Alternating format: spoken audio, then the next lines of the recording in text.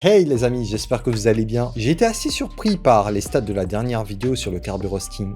J'étais assez surpris de voir qu'une vidéo aussi technique ait plu à autant de personnes. Je vous avais demandé si ce type de vidéo vous plaisait et vu que vous avez dit oui, nous voilà aujourd'hui sur une nouvelle vidéo qui portera sur les attaques Kerberos. Plus précisément, nous parlerons d'une attaque qui est l'ASREP Roasting. Si pour vous c'est du chinois depuis le début ce que je dis, ne vous inquiétez pas, je vais essayer de faire en sorte que n'importe qui puisse comprendre. Il est important avant de commencer de rappeler ce que c'est que l'Active Directory et qu'est-ce que le Kerberos. Lorsque vous êtes en entreprise, vous avez plusieurs machines, vous avez plusieurs utilisateurs. Et ces utilisateurs, ces machines sont généralement gérés par un service qu'on appelle l'Active Directory. Il permettra de centraliser la gestion de pas mal de choses. Par exemple, comme je vous l'ai dit, les utilisateurs, les comptes machines, mais aussi les accès sur le réseau. Et c'est là que nous parlerons du chien à trois têtes, ou encore appelé Kerberos. Je vais faire une brève introduction au Kerberos, parce que si on ne le comprend pas, malheureusement, l'attaque que je vais vous expliquer, vous ne la comprendrez pas. Pour être rapide, le Kerberos, c'est tout simplement le protocole qui va s'occuper de l'authentification sur le réseau. Je vous donne un exemple. Lorsque vous êtes en entreprise et vous voulez accéder à un dossier partagé, qu'est-ce que vous faites? Vous double-cliquez juste dessus et ça s'ouvre. Mais comment la ressource sait que vous êtes autorisé à accéder à ce partage bien que vous n'ayez pas entré votre login et votre mot de passe? C'est ce qu'on va voir maintenant et je vais vous montrer un type d'attaque qui s'appelle l'ASREP Roasting et vous allez comprendre pourquoi il s'appelle l'ASREP Roasting, qui va nous permettre de faire une demande de jeton TGT et derrière d'essayer de découvrir le mot de passe de l'utilisateur qu'on a ciblé en menant une attaque brute force locale. J'ai parlé de Kerberos, j'ai parlé de TGT, maintenant voyons concrètement ce que c'est. Pour cela, je vous ai pris un petit schéma que je vous laisserai dans la description de la vidéo et je vais essayer aussi une fois de plus de ne pas rentrer en détail mais plutôt vous donner les grandes lignes. Si vous voulez approfondir vos connaissances, je vous laisserai dans la description de la vidéo un lien vers la page Hack and Do qui détaille plus en profondeur l'attaque et notamment le protocole Kerberos. Ici, nous avons les 6 étapes qui entre en jeu lorsque vous essayez d'accéder à une ressource en réseau.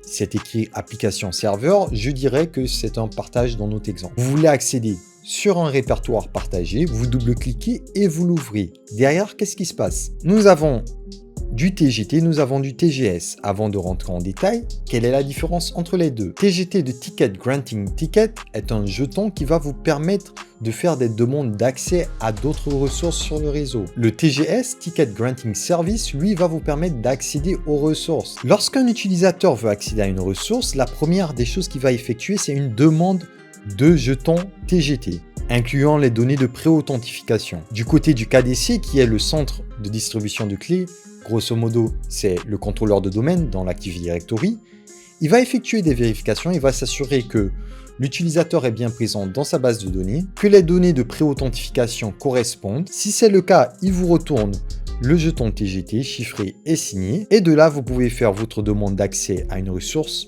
sur le réseau en spécifiant à quelle ressource vous voulez accéder via le SPN, donc Service Principal Name. Si vous êtes autorisé à accéder à cette ressource, il vous retourne le TGS que vous pouvez utiliser par la suite. Là, j'ai vulgarisé de la façon la plus simple possible, comme je vous l'ai dit. Pour plus d'informations, regardez dans la description. Pourquoi je vous ai expliqué ça? C'est pour que vous compreniez mieux l'attaque que je vais présenter aujourd'hui. On a dit, elle s'appelle l'ASREP Roasting, ok? Cette attaque n'est possible que lorsque la pré-authentification Kerberos est désactivée. En d'autres termes, pas besoin de se pré-authentifier pour faire une demande de jeton TGT. Donc n'importe qui sur le réseau peut faire des demandes pour les utilisateurs qui ont la pré-authentification Kerberos désactivée. Je vais utiliser 2 labs pour vous expliquer cette attaque. La première machine, c'est Forest de chez Hack-the-Box, qui est pour moi l'une des meilleures machines, une fois de plus, pour en apprendre un peu plus sur les attaques dans un environnement Active Directory. Elle a été classée très réaliste, et je suis d'accord, et orientée aussi CVE. Aujourd'hui, on ne va pas la finir entièrement. Je vais faire la partie ASREP Roasting, et la deuxième partie pour l'élévation de privilèges, je ferai une autre vidéo parce que je trouve que ce serait encore plus intéressant d'entrer en profondeur vu qu'on va utiliser un outil qui est très puissant. Est-ce que je fais ça parce que j'ai récemment fait un upgrade de ma machine Kali qui a foutu en l'air pas mal d'outils et notamment Neo4j et Bloodhound? C'est fort probable. Le deuxième lab que j'utiliserai, c'est un lab que j'ai hébergé en local. Nous avons notre machine Windows Server ici, nous avons une machine cliente sous Windows 10 et j'ai ma Kali Linux. Je vais vous montrer comment extraire sous Windows les utilisateurs qui ont la pré-authentification Kerberos est désactivée, mais aussi comment le faire sur une machine Linux. Je vais commencer par Windows. Pour cela, je vous redirigerai vers un petit projet que j'ai partagé sur GitHub qui liste un ensemble de commandes très utiles qui vous permettront de faire de l'énumération dans un environnement Active Directory en utilisant PowerShell. J'essaierai de le mettre à jour au fil du temps. Évidemment, je rappelle qu'il faut le module Active Directory pour que ces commandes fonctionnent. Je vous l'ai mis d'ailleurs ici. Vous pourrez le charger. Pour le charger, c'est très simple. J'ai juste à lancer PowerShell. Alors voilà, là, je peux le recharger. Une fois que c'est fait, j'ai juste à faire Import Active Directory. Et ça devrait être bon. Une fois qu'il est chargé, je peux coller ma commande. Et là, il nous liste l'ensemble des utilisateurs qui ont la pré-authentification Kerberos désactivée sur l'environnement AD. Je vais juste recharger et mettre toutes les informations, les propriétés pour que je puisse avoir le SAM account name qui est le login grosso modo. Et vous voyez qu'il nous a fait ressortir 2 utilisateurs. On va voir ce que ça donne du côté Windows Server pour que vous voyez bien l'attribut en question. Et pour aussi ceux qui font de l'administration système pour qu'ils puissent mieux comprendre.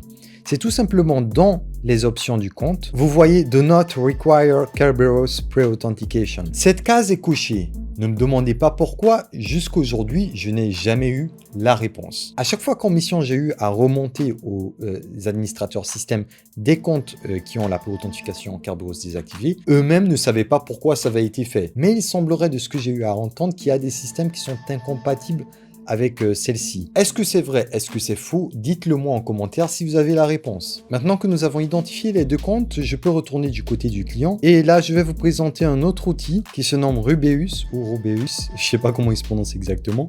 Bref, ce qui va nous permettre, c'est de récupérer justement des jetons TGT des 2 utilisateurs que nous avons vus à l'instant. Je le précise que je veux mener l'ASREP Roasting. Je donne le nom du domaine ici, c'est mon domaine local. Aïe. Petit détail, évidemment, c'est un outil qui est détecté par les antivirus. Donc, il faudra vous assurer d'avoir désactivé l'antivirus pour pouvoir l'utiliser. On désactive l'antivirus. On relance une nouvelle fois. Et là, bingo, nous avons nos TGT qui sont là.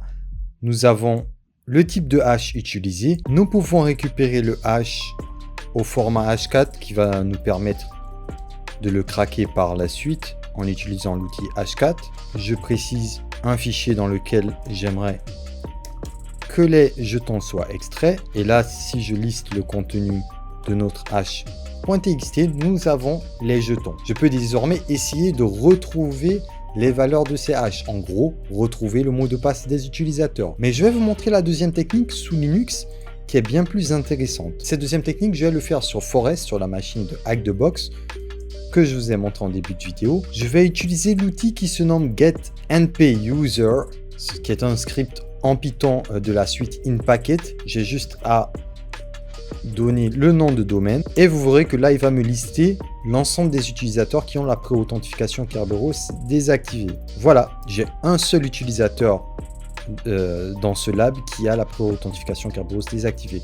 Maintenant, ce que je vais faire, c'est demander un ticket, un jeton TGT, une fois de plus au format H4, qui est l'outil qui va nous permettre de craquer notre mot de passe. Et je précise que je veux que le fichier soit, que les jetons TGT soient dans un fichier qui se nommera h.txt. J'ai mon fichier, je liste son contenu, c'est parfait. J'ai mon jeton. Maintenant, comment extraire notre mot de passe de ce jeton? Via simplement une attaque brute force en local. Je vais utiliser l'outil H4. Alors, je l'ai déjà en mémoire, c'est parfait. Je spécifie mon fichier. Là, je l'ai nommé h.txt qui contient notre jeton. Et je donne le chemin vers ma word list. La word list RockU, qui est une liste très célèbre pour ceux qui ne voient pas ce qu'elle contient, en fait, elle contient un ensemble de mots de passe très connus. Ce qu'il va faire, en fait, c'est tout simplement prendre ligne par ligne, mot de passe par mot de passe, calculer son hash et comparer pour voir si ça match. Et si ça ne match pas, il passe à la ligne suivante. C'est grosso modo tout ce qu'on peut faire face à un hash. On n'est pas sur un système de chiffrement, donc il n'y a pas de clé, il n'y a pas d'algorithme qui nous permettront de déchiffrer. On va lancer tout ça et on va voir ce que ça va donner. Ça va pas prendre du temps normalement. Et boum, il nous dit qu'il a bien craqué. On peut lui demander de nous le montrer. Et voilà notre mot de passe. On va tenter d'établir une connexion avec EvilWinRM. Voilà, nous avons notre tout premier accès à la machine. C'est parfait. Voilà les amis, j'espère que vous avez bien compris comment fonctionne cette attaque. Laissez-moi vos impressions en commentaire. Si vous aimez ce style de vidéo, la meilleure façon de me soutenir, c'est de laisser un like, de partager, parce que derrière l'algo ne mettra clairement pas en avant des vidéos aussi techniques. Je vais vous saouler, mais je vais mettre un objectif de like à plus de 1000 likes en 24 heures. Je vous ferai la vidéo promise sur Bloodhound et on continuera la machine Forest pour vous montrer comment on va réussir de passer de SVC Alfredo à admin du système. En attendant, n'oubliez pas que vous pouvez me rejoindre désormais sur Instagram, je poste pratiquement tous les jours. Je suis aussi de plus en plus actif du côté Twitter. Je vous dis à la vidéo prochaine les amis, prenez soin de vous. Ciao! Please tell me that I can't, that I won't, that I fail, that I'll never make it out, yeah. Please tell me all the bad, never good, fill my head full of every single doubt, yeah. Please say any negative thoughts, I pop off when I hear people say I cannot. I get off to the thought of proving everyone wrong, I won't stop to the top, so you better back off and get lost.